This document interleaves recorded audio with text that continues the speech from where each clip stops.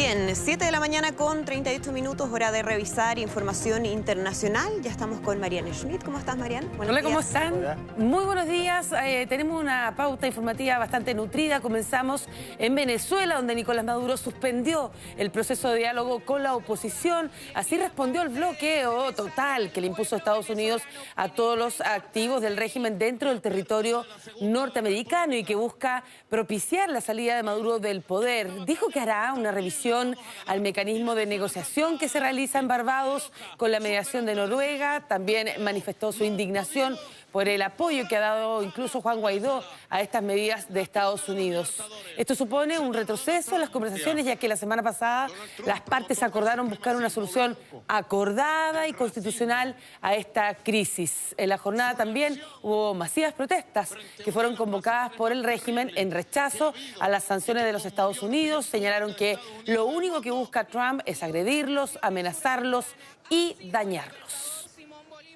Y hablando de Trump, en medio de protestas y el rechazo de las autoridades demócratas, el presidente visitó, en definitiva, las ciudades de Dayton, en Ohio, y El Paso, Texas, donde 2 tiroteos masivos dejaron 31 muertos. En ambas ciudades, el mandatario evitó cualquier contacto con el público. Lo que sí hizo fue visitar los respectivos hospitales donde se encuentran decenas de heridos. Ni los periodistas acreditados pudieron acompañar. En El Paso, limítrofe con México, se encontró con una ciudad vacía, acordonada por la policía, mientras centenares de personas se reunían en un parque para protestar en contra del odio. Trump prestó declaración rodeado del personal de emergencias, a quienes les agradeció su trabajo. Es que las palabras más políticas respecto a lo sucedido las hizo en la Casa Blanca antes de partir. En ellas aseguró que su retórica une a la gente y propuso fortalecer el control de antecedentes a quienes compran armas, sí, mientras que en ahí, Twitter... Marianne, perdón, sí. Es importante porque justamente las críticas y los cuestionamientos que se han hecho en los últimos días tienen que ver con cuáles han sido los ejes de su discurso antimigrante, ilegales, pero que ha significado que permanentemente esté denostando a ciertas personas que van o que viajan de ciertos países, entre ellos, por supuesto, México. Y inmediatamente después del tiroteo del Paso, los cuestionamientos surgieron especialmente de representantes del Partido Demócrata, entre ellos, por ejemplo, el candidato Beto O'Rourke, que es representante del Paso. Exacto. Y muchos dijeron que no vaya, que no visite el Paso, no tiene nada que hacer ahí, porque él en realidad lo que ha hecho es alentar a personas con esa mentalidad a tomar un arma y disparar y dejar un saldo de 22 muertos en el caso de El Paso. Por eso él dice, no, mis palabras no dividen ni no generan odiosidad, por el contrario, dice, mis palabras o mi retórica lo que hace es unir a los estadounidenses. Y eso es lo que, sin lugar a dudas, impresionó e impactó a muchos, porque se ha dicho todo lo contrario, y es por eso que él, además, no se muestra como creíamos que podía hacerlo. Toman las precauciones y, en definitiva, hace todos estos encuentros a puertas cerradas y con las víctimas, y sin la presencia tampoco de la prensa. Él previamente también había atacado por Twitter a estos demócratas, a quienes calificó de izquierda radical, incluso a la prensa progresista, respecto a todas las críticas que ha recibido a raíz de estos tiroteos masivos. Claro, hubo bastantes personas protestando con pancartas donde hacían alusión justamente a ese mensaje. Hay quienes cuestionaron también la visita en términos de que después publicó una serie de fotografías a través de sus cuentas de Twitter, donde parecía más bien haciendo campaña o parte de una celebración. Se veía muy feliz con la gente con la que se reunió y quienes consideraban que estaba totalmente fuera del tono. Y además porque pese a que había dicho que iba a tratar de mantenerse al margen del enfrentamiento político, de todas maneras no se aguantó y durante el día estuvo tuiteando en contra de algunas personas de oposición por la postura que tenían en relación a este tema. Exactamente.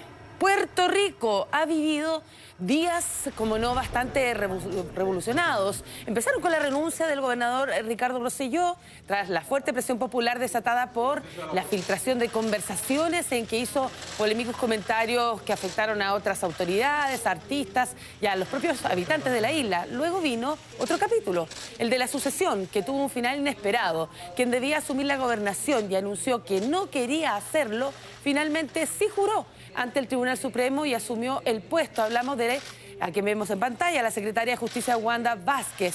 Un cambio sorprendió a todos en la isla, pero que se produjo poco después que el alto tribunal haya declarado inconstitucional una cláusula de la ley en la asunción del abogado Pedro Pierluisi el viernes pasado. El dictamen fue en respuesta a una demanda interpuesta por el Senado que consideraba que el no tener Pierluisi el respaldo de ambas cámaras no podía jurar en este cargo. Wanda Vázquez es la gobernadora número 3 en la historia de Puerto Rico, la segunda mujer que accede a este puesto después de Cilia Calderón y la tercera mandataria de la isla en 126 horas. Si Puerto Rico no crece... Y vamos de inmediato a Argentina. Ayer le mostramos el último acto de campaña de Mauricio Macri en Buenos Aires, con miras a las primarias de este domingo que marcarán el pulso a las elecciones presidenciales de octubre. Ahora fue el turno de la oposición, el Frente de Todos, con la dupla Fernández-Fernández, que hizo su cierre con un multitudinario acto en Rosario. En medio de vítores, el precandidato a la Casa Rosada prometió que nunca más se iba a pelear con Cristina Fernández, quien es su compañera de fórmula a la vicepresidencia. Esto en respuesta a la polémica de los últimos días de quienes aseguran que una vez en el gobierno se verán sus diferencias. Por eso Alberto Fernández se preocupó de dejar en claro que comparten los mismos intereses.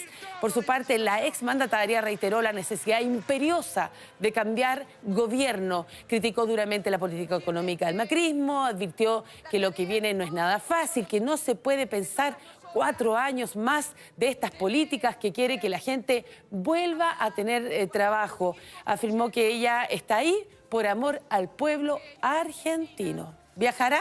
Era lo que tú señalabas. Claro. El día de ayer. Estaba solicitando nuevamente permiso para poder ir a Cuba a ver a su hija. Son primarias abiertas y obligatorias, ¿eh? Todo el mundo participa, por eso es como una suerte de gran encuesta. Por eso son tan importantes. Y algunos creen ya que los Fernández van a sacar 41 puntos contra 34 de Macri. La verdad es que a Macri se le ha hecho muy difícil. Ayer el peso argentino cerró en 48 pesos por dólar. Es una devaluación muy profunda y con la guerra comercial la verdad es que no le ayuda mucho. Claro, cuando golpean los bolsillos, al final el votante quizás tiende a irse más por ese lado, pese a todos los problemas judiciales que enfrenta sobre todo la candidata a la vicepresidencia.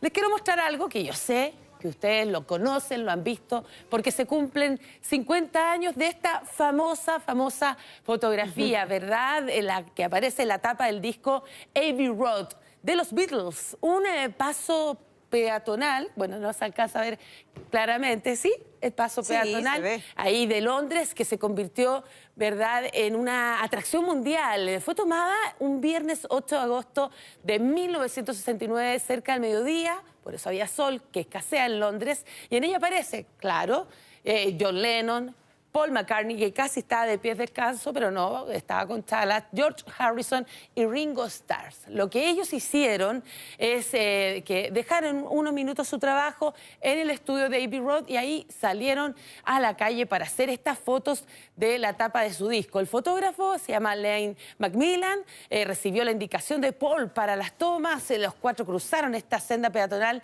que está en la puerta del estudio. McCartney ya tenía incluso diseñado un esquema con la idea básica, fue todo muy rápido en lo que se cuenta, lo terminaron en no más de 10 minutos, fueron 6 las fotos en total, un policía incluso tuvo que detener el tráfico para poder hacer este trabajo. Esto ha causado furor hasta el día de hoy. De hecho, son decenas los turistas de distintas partes del mundo que a diario llegan hasta ahí a tomarse la misma fotografía. ¿Lo han hecho? Un clásico, Pero ¿ah? por supuesto. Un clásico, mira, ahí están. No, todos los hacen. Y causa un problema porque efectivamente tiene que estar la policía y deteniendo los automóviles porque todos quieren hacer el paso junto con un grupo de amigos. La calle está abierta, digamos. Sí, ¿no? pues. Sí, todos la quieren hacer.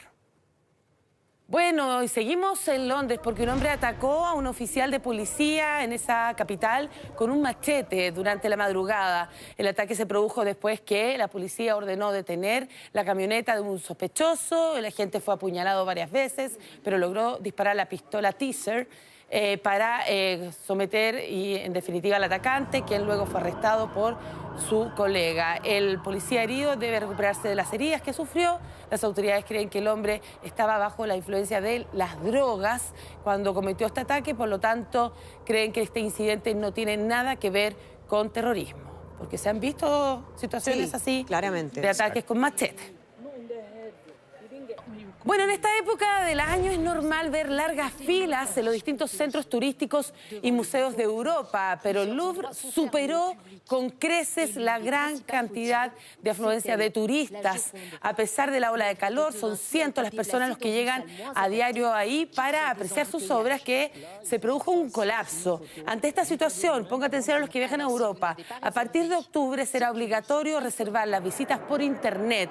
Uno se pregunta por qué se ha multiplicado el flujo de turistas. Los encargados de este recinto creen, primero, temporada estival; segundo, el cierre de Notre Dame tras el incendio registrado el pasado 15 de abril; y tercero, la Gioconda o Mona Lisa de Leonardo da Vinci, que es el cuadro que sin lugar a dudas moviliza el 80% de las visitas al museo, cambió de sala y de piso debido a la renovación de la sala. Ahora se encuentra en un lugar que no es muy apropiado para las multitudes, por lo que hay mucha gente en los pasillos, en las escaleras, incluso dicen que hacen fila, yo no sé cómo, en los ascensores. Y lo señalan, ¿eh? A mí me llamó mucho la atención ese dato. El cuadro no es muy grande, ¿eh? No, para nada. Cree que es muy grande y se da cuenta que es un cuadro pequeñito. Muy pequeñito, a diario todos quieren tomarse una foto, pero lo que está permitido, acercarse, tomarte la foto o la selfie que están haciendo todos y retirarse. O sea, son segundos en los que uno puede permanecer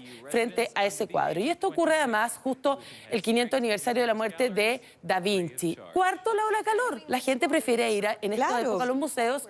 Por eso, atención, la página web del Louvre advierte que solo la reserva por internet con un día y hora de visita específica asegura la entrada a este museo, lo que se volverá obligatorio, como ya les contaba, a partir de octubre. Así que teníamos eso y mucho más. Terminamos con algo cultural. Muy bien, muchas gracias. Que estén muy bien. Gracias, Chao, Marian. buenos Muy días. bien, buenos días.